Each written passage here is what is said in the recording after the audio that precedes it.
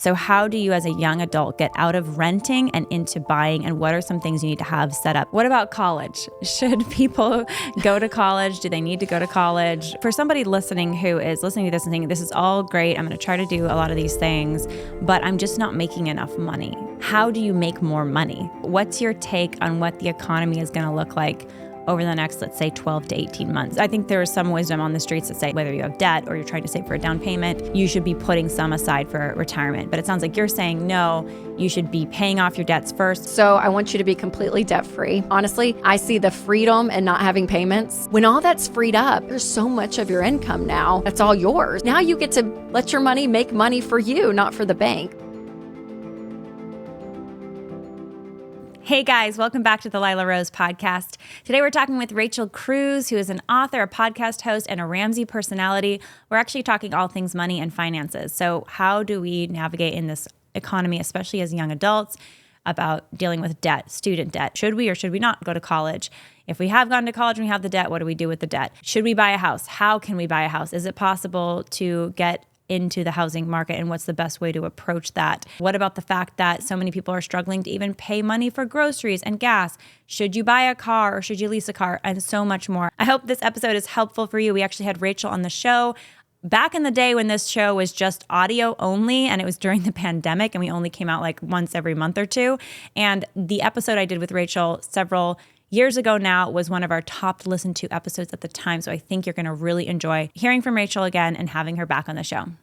A huge shout out to our sponsor, We Heart Nutrition. WeHeartNutrition.com is a new sponsor of ours that I'm very excited about because they are first and foremost a pro-life company that's donating 10% of all of their profits back to the pro-life movement, especially to pregnancy resource centers. But this is also an amazing vitamin company that designs their packages of vitamins just for you. All of the vitamins are made in Texas, in America, to ensure purity and quality. We Heart Nutrition's vitamins also use the highest quality research-backed ingredients that are the most bioavailable in form. That means that the vitamins are in the easiest form for your body to absorb. Unfortunately, many of the major vitamin companies are owned by conglomerates that support Planned Parenthood. That's why I'm so excited about We Heart Nutrition, their commitment to excellence, to creating products in the USA. I also love that We Heart Nutrition designs their vitamin packages particularly for where you are in your life. If you're a woman that just wants daily health, they've got a package for women's everyday health. If you're a woman who's looking to conceive, to maximize your potential to be able to conceive a baby, you're married, you want to do that, they have the vitamin package for you. If you're prenatal, they have that vitamin package. Postnatal, they have that vitamin package.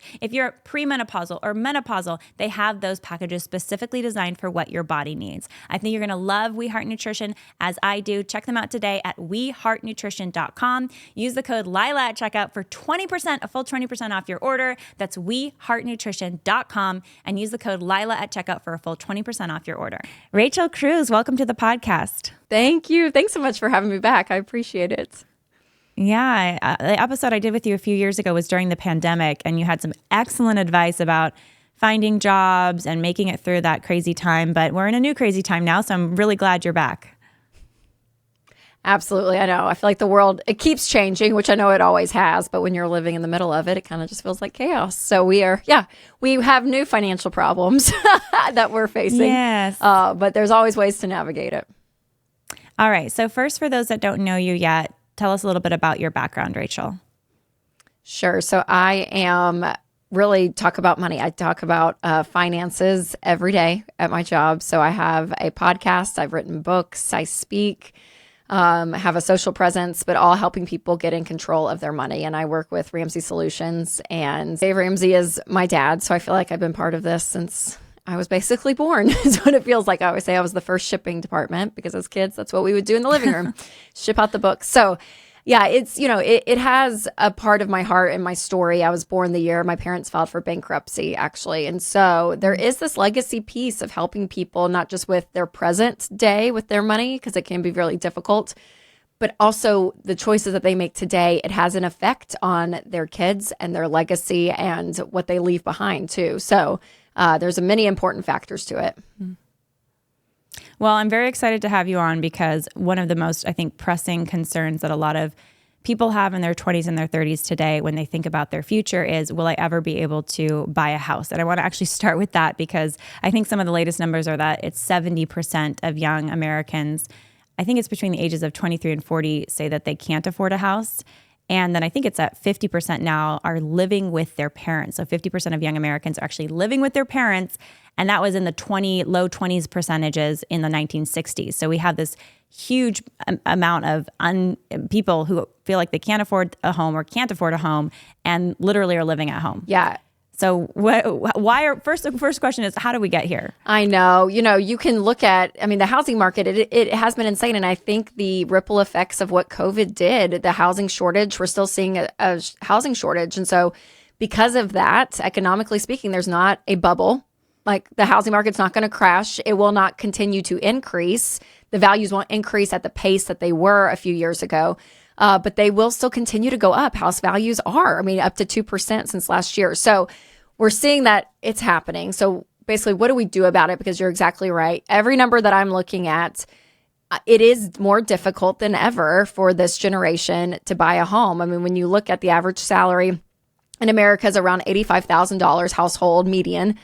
And then the median house price, there's different numbers out there, but anywhere from $415,000 to up to close to $500,000. And so what I think the difficult thing is you have to know, number one, it's going to take longer to be able to save up for a down payment, even 5%. You can get into the housing market at 5% with a down payment, which is what I would recommend. So it's going to take you longer to save. And the other thing that is so difficult, it's going to be your expectations. The house that you could have afforded 4 years ago, 5 years ago is not the house you can afford today. Now, you can save longer and try to get into that type. But I think entering as quickly as possible I want you to be debt free with a fully funded emergency fund, first and foremost. But when you have that down payment of at least 5%, go ahead and enter the market. Like whether that's a condo or a townhome, it may not even be a single family home. And back to those expectations, it's probably not going to be in the part of town that you were expecting. It's not going to be the size. It's not going to be the look. It's just not. And so I think that's always a difficult pill to swallow. But I think what's hard too is I see, on social media, Instagram, a lot of people, millennials and Gen Zs, we complain about it and it's annoying and all of it, but I want to be able to give a solution to it because it is a reality.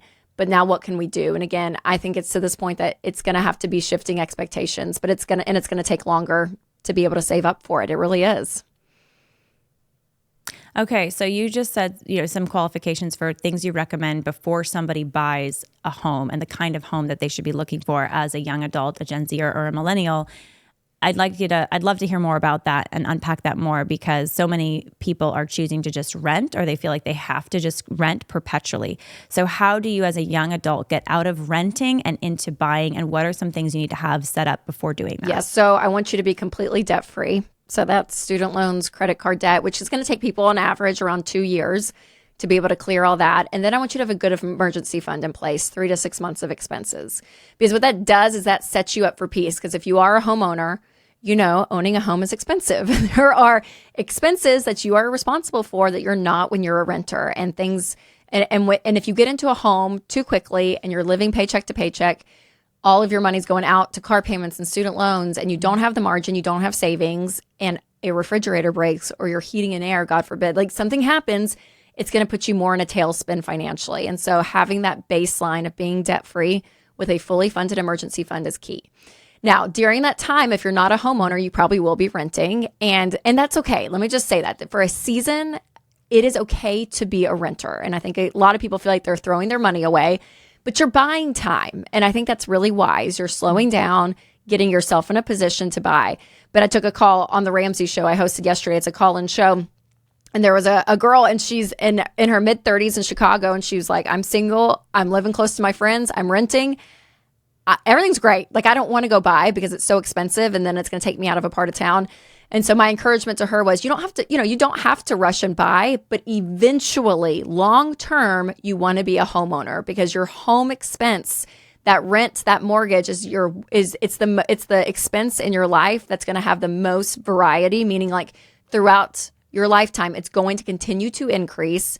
And it's going to take a big part of your paycheck. And when you're a homeowner and you eventually pay off your home, which people are doing on average 9 years if you're working a plan, then that expense is eliminated. And then you have an asset that's going up in value. So long term, I want home ownership to be part of your financial picture, but it doesn't have to be in the next 6 months or 12 months even, right? And it may not be if you haven't saved and you have debt. It's going to be a couple of years, and that's okay.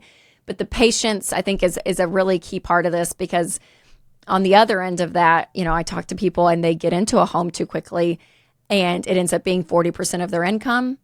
They don't have any margin and they're struggling, and someone loses a job or a mom wants to stay home because she's just had a baby. You hear every story imaginable and you put yourself in a corner where you don't have options. So I want your house to be a blessing, not a curse, but that's going to take some patience.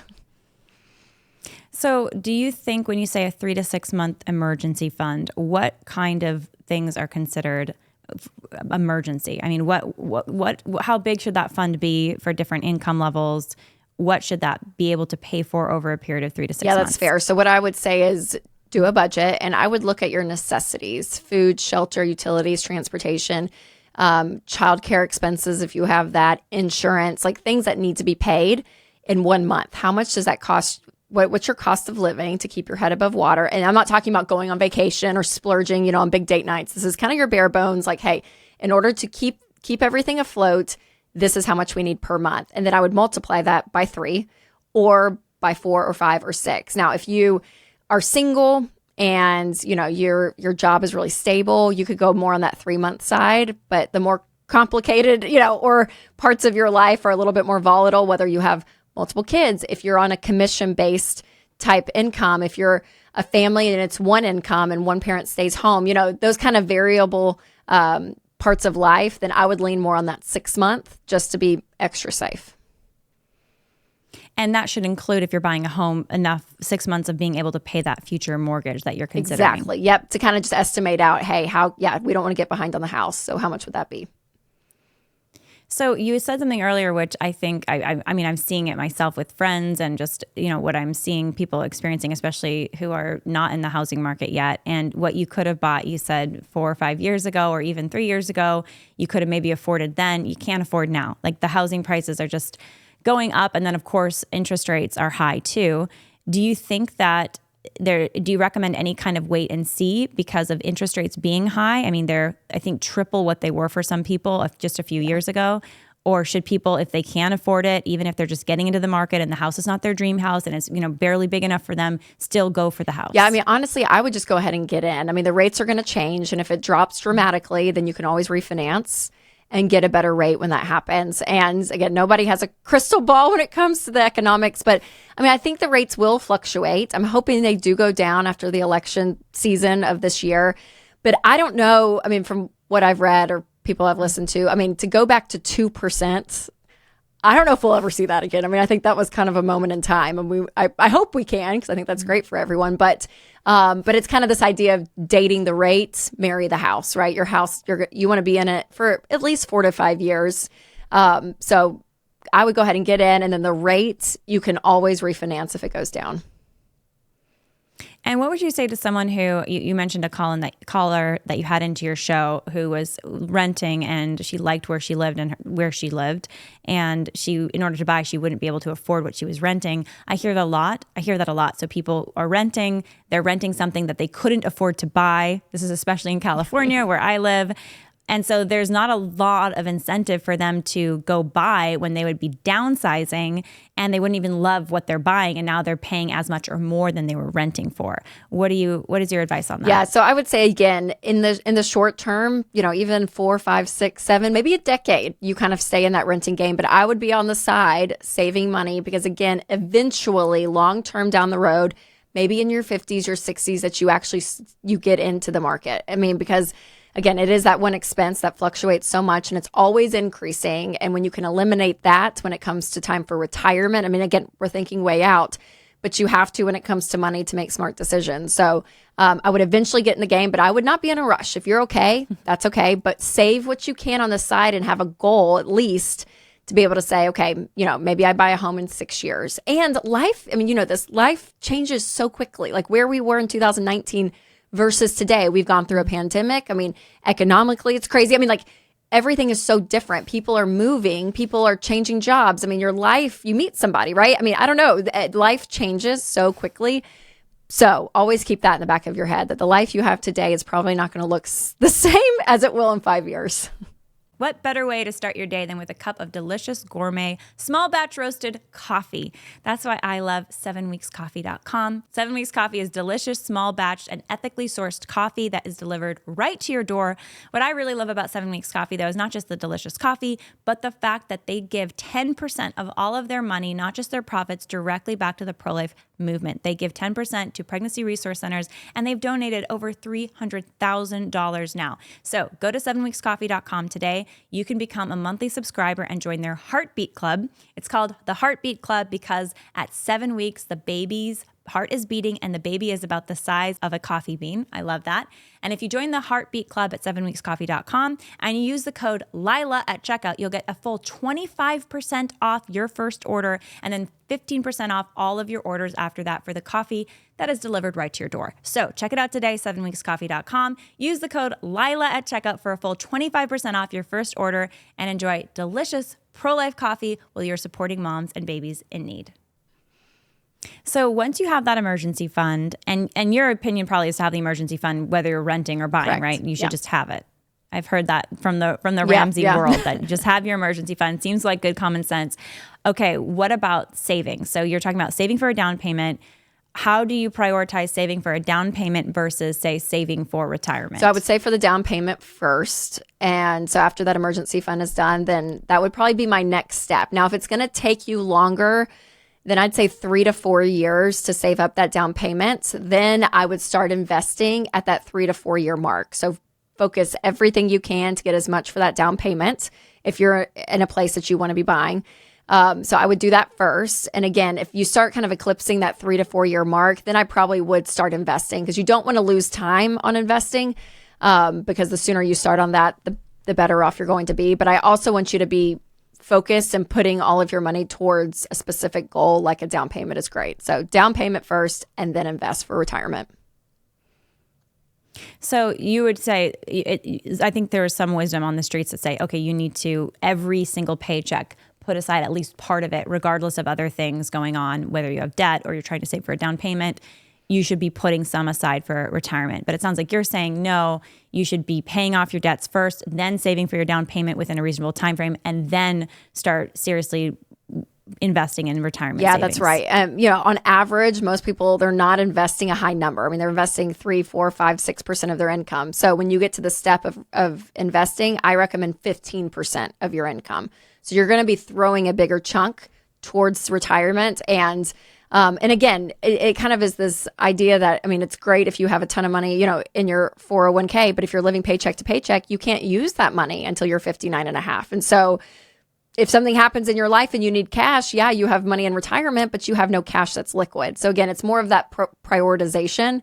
And there is this idea of behavior when it comes to money that's really important. A lot of people don't talk about that, but being able to get out of debt and get an emergency fund in place, there's something about putting all of your income focusing on one thing. If you're trying to save for kids' college and pay some on the house and do retirement and pay off your student loans, you're not going to get very far. It's going to take you a really long time. And so this focused intensity on things like getting out of debt and that emergency fund we talked about, there's these wins that you get that give you a level of security and stability that are really just good for you emotionally. I mean, there's something about sleeping at night and having peace, knowing you don't owe anyone anything. And then when it comes to saving for retirement, by that point, hopefully your income's gone up, right? It should be going up steadily over the course of your lifetime. So you'll have more income to be putting towards retirement. So I know as soon as you can retire or as soon as you can invest, do it because the sooner the better for sure.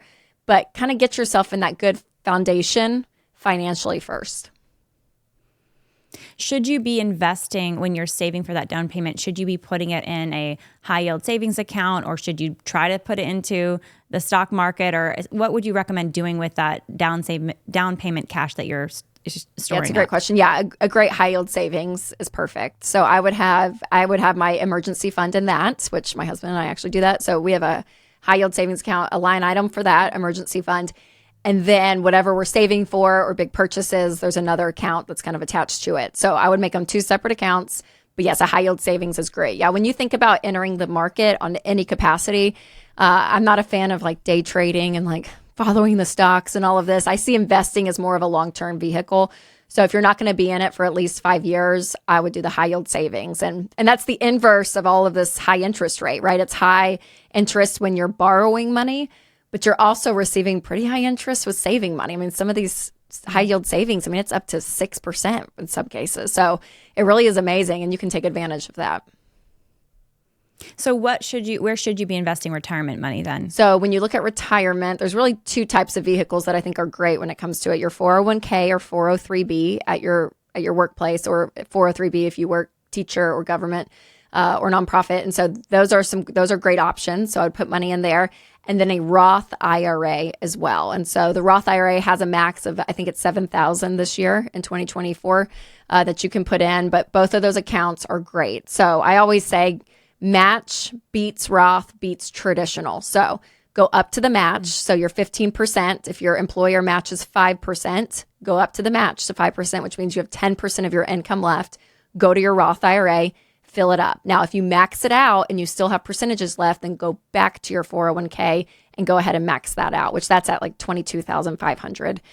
So those are two great places. And within those accounts, sorry, we're probably getting a little nerdy here, but in those accounts, you put your money there, and then you have to take another step and actually invest that. So that's when you want to sit down with an investment professional and do it. Good growth stock mutual funds is a great place to put those accounts. But I recommend investing in mutual funds, which are 90 to 200 stock as a mutual fund. And it's great because your money's diversified through American Airlines and Apple and AT&T and gas companies, right? It's all these companies. 90 to 200 versus a single stock. So I'm not a fan of a single stock. Again, diversifying in mutual funds within your 401k and Roth IRA. Awesome. Okay. So what about paying off? Let's go back a couple steps to debts, because you said even before you can get into retirement and buying a house, you should be debt free.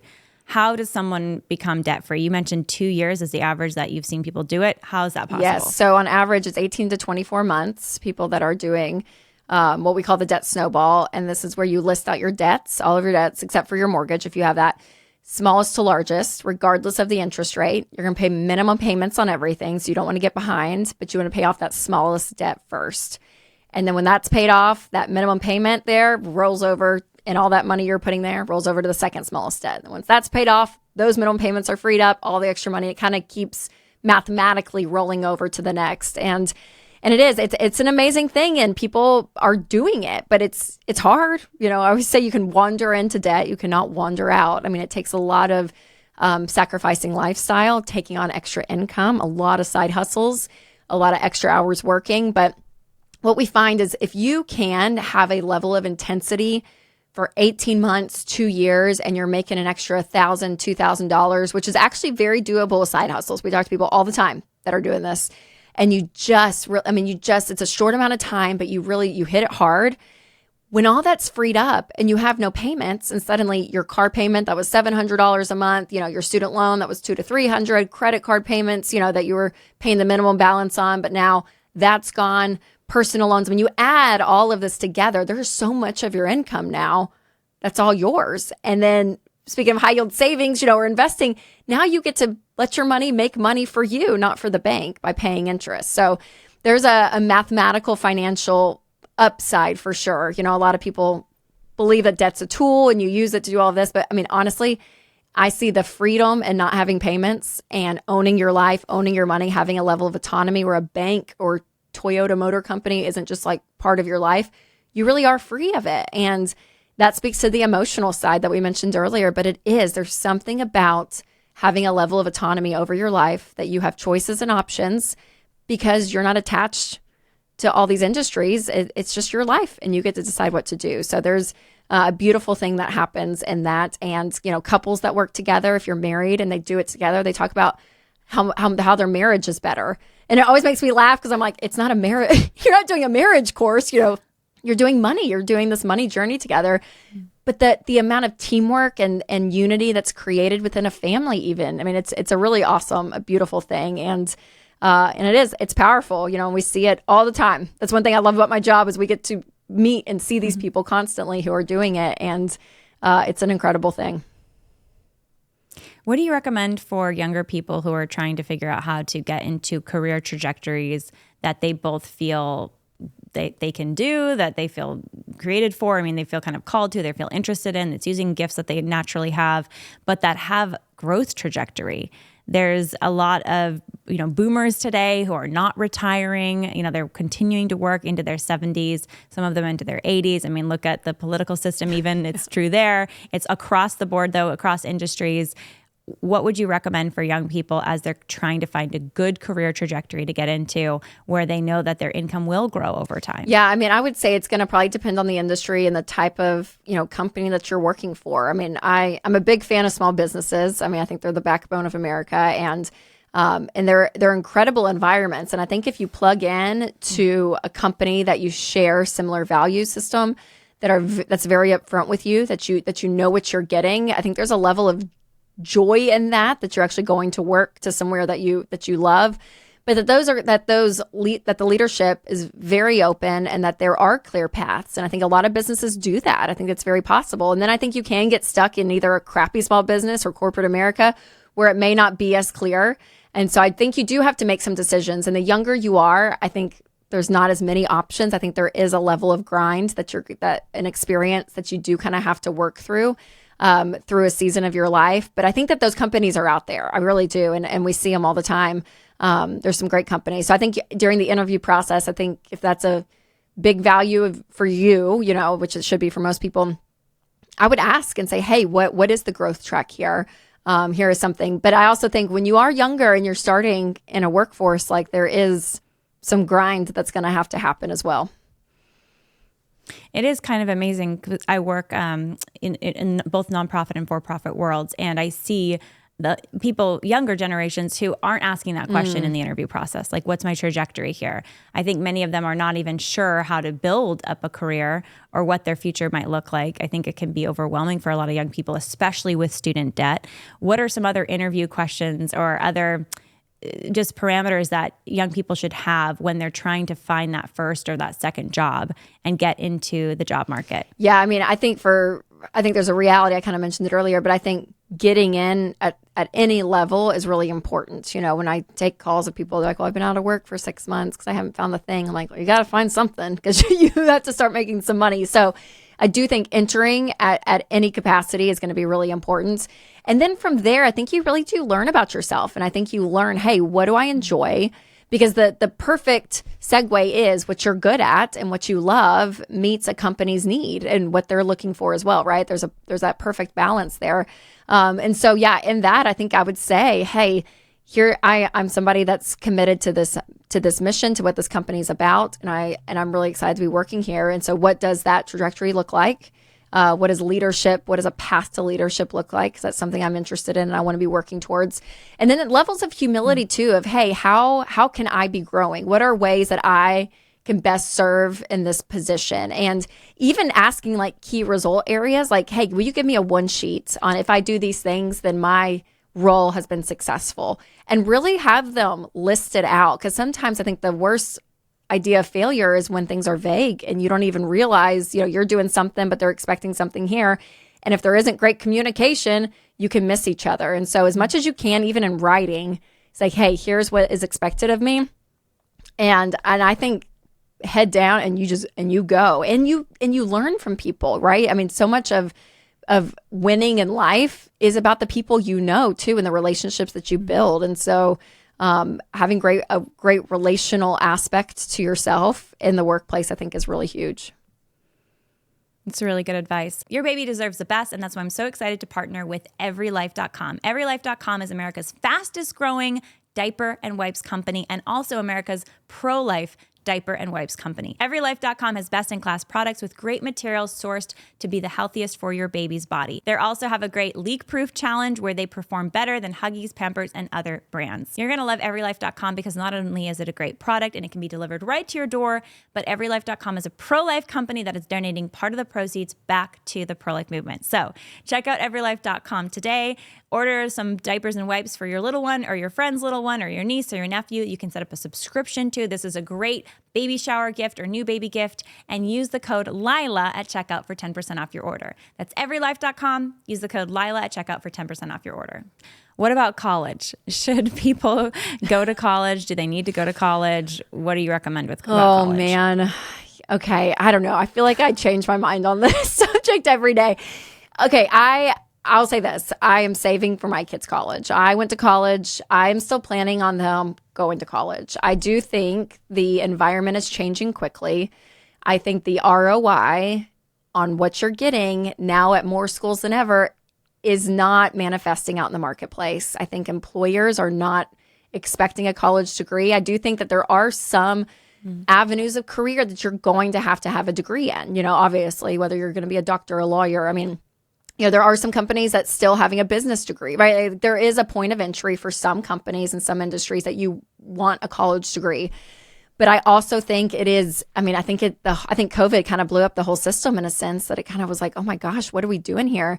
And so what it's going to look like in, 18 years to 5 years, I don't know. So I don't think it's for everyone. But I do think if you have the ability to go and you have something that you want to continue learning about and you have the means to do it, you're doing it wisely, you're staying in state, you're going to a community college or getting scholarships and grants, like there's still wise ways to go about paying for it on that end. But I think this whole idea that, for having a college degree gave you a competitive edge 20 years ago, where today, and really because of student loans, anyone can apply and go, right? There's not a big barrier to entry now. So I do think it becomes less competitive and the ROI does look different today. And I've always said this, but it is crazy. You go to these colleges that no one's ever heard of, and they're charging $60,000 a year. So you're $240,000 to get an undergrad in a school that nobody's heard of, right? It's different, I guess, if you're like, oh, I went to Yale or whatever, right? And you're like, okay, but at least we've heard of that. But there's so many colleges that I'm like, it doesn't even carry weight. And you're that much in debt for an undergrad. That's not wise. That's where the common sense piece doesn't match up. So you just have to be wise about it, think through it. But I also don't think it's for everyone. Do you think you should go to college if you have to go into debt to go to college? No. No debt. No student loans at all. Nope.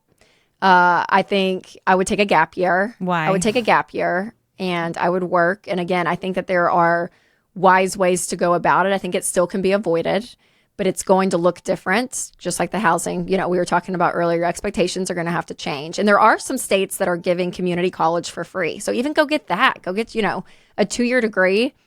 That's great. Go do that. Or, get scholarships and grants, work and save. People are doing a lot of things like working for, being an RA at the university and getting a discount, make a creative decision when it comes to this, but going that deep in debt, again, coming out, maybe making 50 for your first job, if that's, it doesn't pan out over time. But if you have an ability to cash flow your way through, or again, scholarships and grants, whatever it looks like, if that combination can happen, and that's when you still want to go, you can. That's your green light.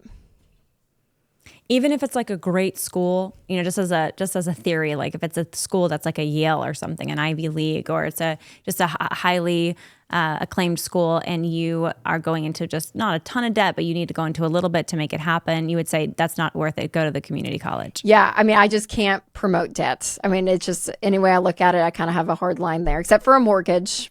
But when you're looking into college education, I'm like, it's just not worth it for me.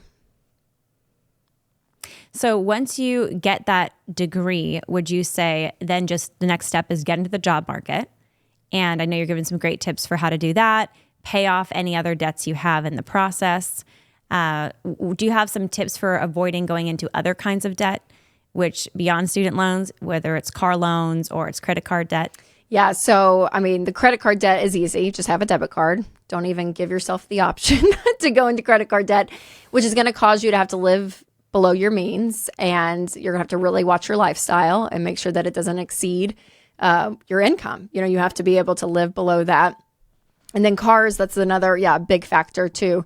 But there still are, and and I look it up randomly, just to prove the point, there are still cars out there for $5,000, $6,000. So being able to save up and pay cash for a car, it's not going to be the most wonderful car in the world, but I will say car debt, mathematically speaking, is the stupidest debt that you can get into. You're having a car loan and paying interest on something that's going down in value.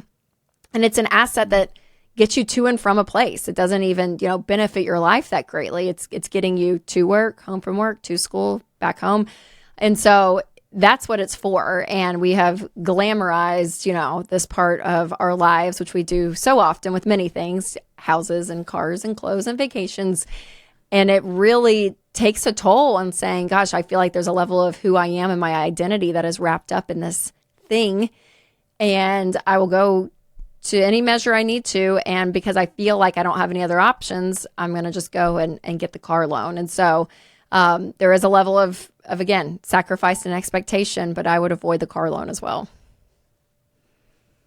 What about groceries? How does someone live frugally in today's economy when grocery prices have skyrocketed? Yes. So this is part of the needs category, obviously. So this is one that you're going to say, hey, this is something that's going to have to happen before, if you have debt, even before debt is paid, we're going to put food on the table. So I always have to remind people of that, because some people get this level of fear. Oh gosh, I can't get behind here. And then, I read an article recently, people skipping meals because of this. So don't do that. This is a necessity for you, but you can do this wisely.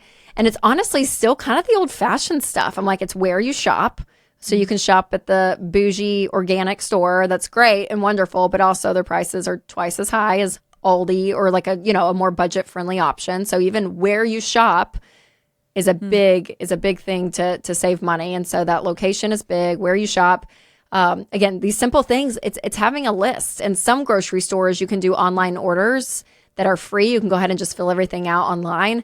And this is great too, because you're able to go ahead and buy what you need, make a list and what you need, and that's it. And then you can say, hey, I have this much money for food this month. I have to stay within this. And so being able to plan out exactly what that is big.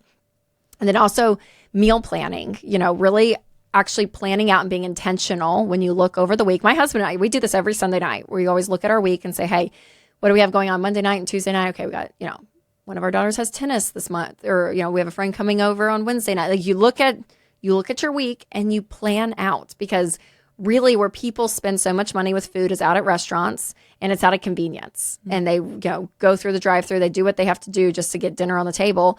But if you actually plan it out, get your crock pot out, and it doesn't have to be too fancy meals. So, I always tell this to moms. I have to tell myself this, whether you're on a tight budget or you're not, your kids can have eggs and bacon for dinner one night. Like, it's okay. Everything is fine. We put so much expectation on how things should be. And granted, we want good diets, obviously, for our kids and eat healthy, all of that. But there is a time and a place to be like, we're having grilled cheeses, and that's our dinner because mom's worked all day and I'm tired, and we're not going to go out to eat every meal. And this is what we're doing. So again, give yourself kind of this grace. At Ramsey, we always say when you're getting out of debt, it's beans and rice, rice and beans. So it's like the cheapest stuff, get on the table, plan it out. But when you do that, you really can control that food budget, because the food budget is the one place people overspend so often. And I understand why. So do, we do in our house. But those kind of things, where you shop, making a list, and meal planning and knowing what you're doing, just that level of intentionality will help you save money. You kind of already touched on this, but I have to ask, because I know that there's such a big push today, and I think it's good to eat more healthfully. So to eat, organic, or to eat fruits and vegetables more, less processed foods, to eat lean proteins, or, full fat proteins for that matter. And, the chickens that are free range, and make sure that you're eating those eggs. So what is your take on all of that? Because typically, unfortunately, the processed stuff is cheaper than in most stores. I'm going to say there's certainly exceptions, but it's often cheaper than getting it fresh. Yes, for sure. Well, things like vegetables and fruits, honestly, you can still get frozen. There's things that you can say, hey, it's the same type of thing, but it's usually cheaper when it's frozen versus fresh. So, and it's not always processed. So that, and again, it's putting these simple meals together. So yeah, I don't want you just to eat junk 24/7, but also, and maybe and this is just my take. I am not a nutritionist. I will not claim that at all. But everything in life, I'm like, there's just a balance too. And as a parent, I'm like, yes, I think we're going to strive to have, healthy meals in our home. But also at the end of the day, I think we're going to be okay. I think we're going to be okay if every now and then, a few nights a week, you got to do what you got to do to get, chicken and broccoli and bread on the table. Like that's going to be it. And that's great. So yeah, I think it's a balance, but that's probably how I parent naturally, not as a nutritionist. Do you think that so for somebody listening who is listening to this and thinking, this is all great, I'm going to try to do a lot of these things, but I'm just not making enough money. I'm not making enough money to pay off the debts, or I'm not making enough money to save for the down payment, or now I have the house, but I'm not making enough money to save for retirement. So there's still that experience of living paycheck to paycheck, or even that paycheck is not enough. And so they're slipping into debt. That's the struggle they're facing. How do you make more money? You mentioned side gigs and that, it's pretty doable to get a gig that gets you another $1,000 or $2,000 a month. What are some recommendations for making more money? So one thing I would say is to do a budget, because for so many people, they don't live intentionally with their paycheck already. And it is amazing when you actually list everything out and say, okay, here's what we spend on this, this, and this, and this. And that's before we're budgeting. So if we're actually intentional with the food category, could we take, $200 off this month for that? Could we, if we cut restaurants out altogether, how much would we save there? So even the expenses side, I would still challenge people to do a budget. People say that they feel like they got a raise once they did that, because it is amazing the margin that you possibly could find by just doing that. So that's the expenses side. And then the income. Yeah. So if you're at a place where your full-time 40-hour-a-week job is not paying the bills on just a basic level, then that's when I think I would look into other options, whether it's other jobs out there in the marketplace. There's a lot of places that are really competitive that will pay an extra $10,000 a year, $20,000 a year. So I would look into that possibly if there's a section there. But also, if it is because you have 2 car payments and student loan, all of that, if you eliminated all the debt out of your budget, would you be okay? Because if that's the case, then hey, we can make a plan to free that up. But then I would go more the side hustle route at that. But if you don't have any debt and you have savings and your full-time career is still not paying the bills, either your lifestyle is too high, or again, you're not making enough and you may have to switch tracks or ask for a raise, look at your market value of your position, do some research there. But yeah, side hustles, they're a dime a dozen these days. It's everything from house sitting and dog sitting to, Uber, Instacart. There's so much that people are really making. Some people are making this a full-time gig. I don't know if I would recommend that long-term, but there's some really great options, to make some extra cash. And also look at what you're already good at. That's where we find a lot of people make the most money. It's in their full-time career and what they're doing. Can you do that extra on the side? So whether you're a graphic artist or you do podcasting and you help produce a podcast, could you do another one on the side? What are the things that you can be doing that you're already doing in your day job? Because you'll probably make more hourly doing that. What about stay-at-home moms? Any advice specifically for those moms that are, they've left their full-time job, they left maybe a high-powered career or a career trajectory, and they're not able to put the time in there because they're devoted to their home, but they want to bring in income for the household? Yeah, well, I would say your position already is saving you guys money. The amount of how much money childcare is these days, it is wild. And I talked to a lot of moms and they were like, they made it their mission to cut the expenses side of the household because, they're the ones usually doing they have the purchasing power. Usually they're the ones buying everything. And so even saving money that way is great. Now, if you did want to earn extra money, I think online jobs are some of the best to do. And it doesn't have to be that much. Maybe it's 10 hours a week, right? And there's maybe 2 or 3 nights you do some work, and like online assistants are making some great money. And if you're really an organized person and that's something that you're good at, you could look into that. Any level of tutoring or what you were doing in your past career again. But I know it's difficult I know this as a mom, I have 3 little kids and like, you're exhausted at the end of the day. You're so tired. So I never want to put that extra pressure because I honestly think the role they're doing already is saving money. But if you want to be earning extra money, I think there is some things that you can do. And some moms, they do nanny shares even. So one day a week, you go and do something right outside the home if that's what you want to do. But yeah, there are some options out there. And again, everyone's story is different and situation is different. And if you're in a, let's say, marriage and you're the stay-at-home mom, or you're the breadwinner and you're in a career and you're just struggling, right? So you've got maybe one income household, and you want to have a one income household, I should say. You're trying to move to that. But if you move to that, then you will struggle to pay the mortgage, have retirement savings, and do extra things like pay for the children's college education. Like those things are going to be pretty far out, at least the saving for retirement and doing things like paying for your child's college education.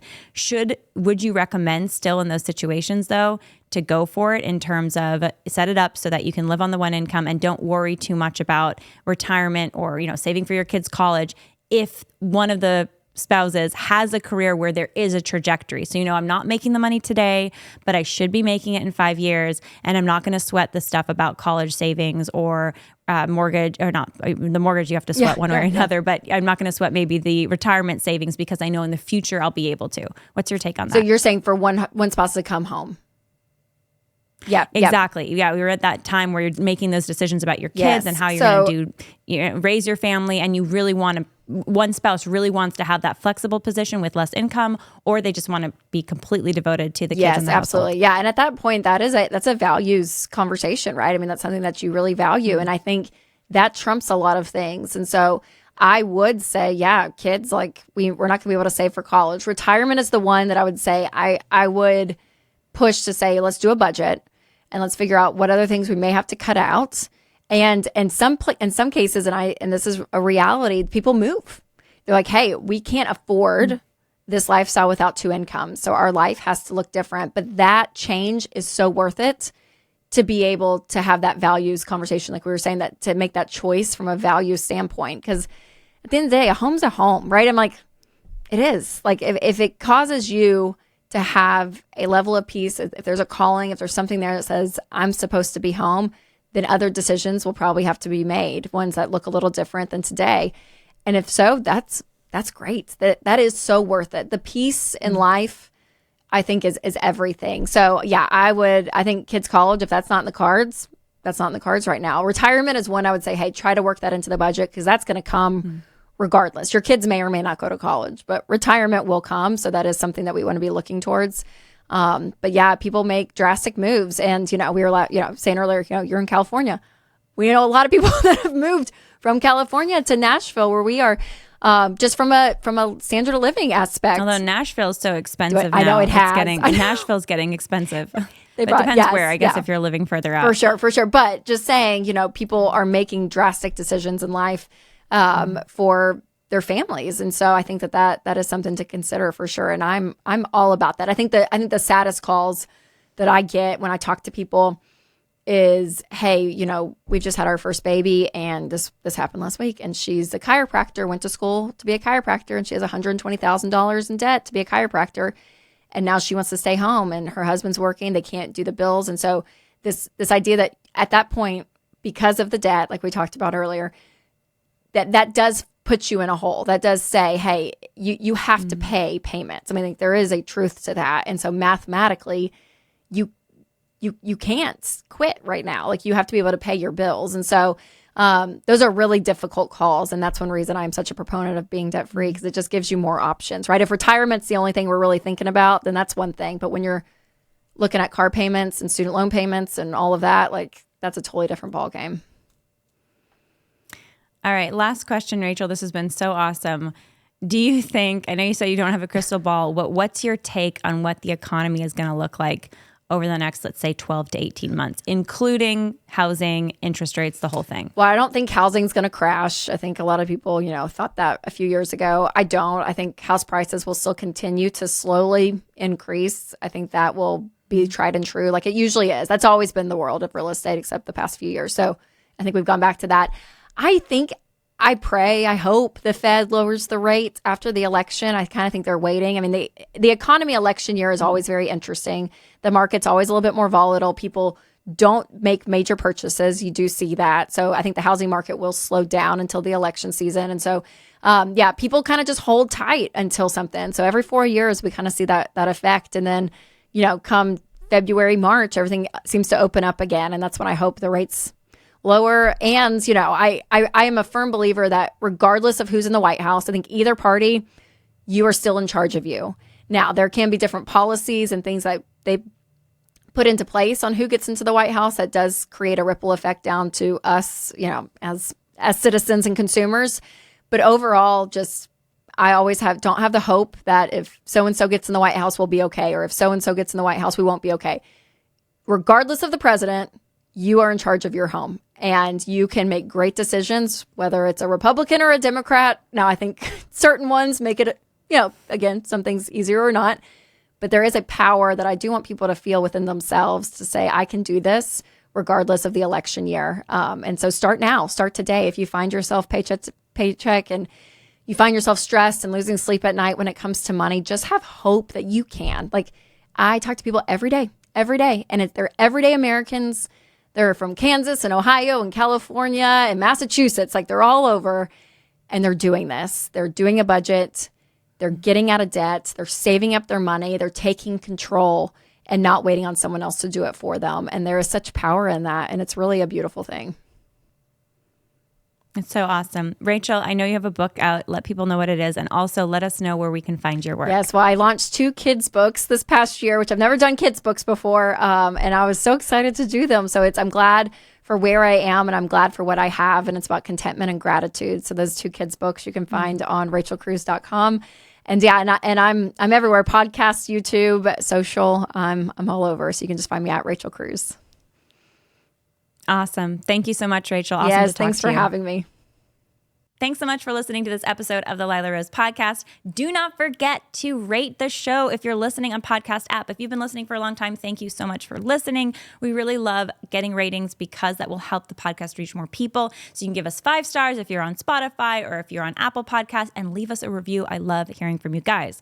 Also, if you're on YouTube, make sure you're subscribed. If you're not subscribed, you might miss future episodes, and ring that notification bell so you do not miss future episodes. Also, go check out our locals.com community that we are building. That is where you can support this show and help us create more great content for you. That's locals.com, and the link for our page is in the bio.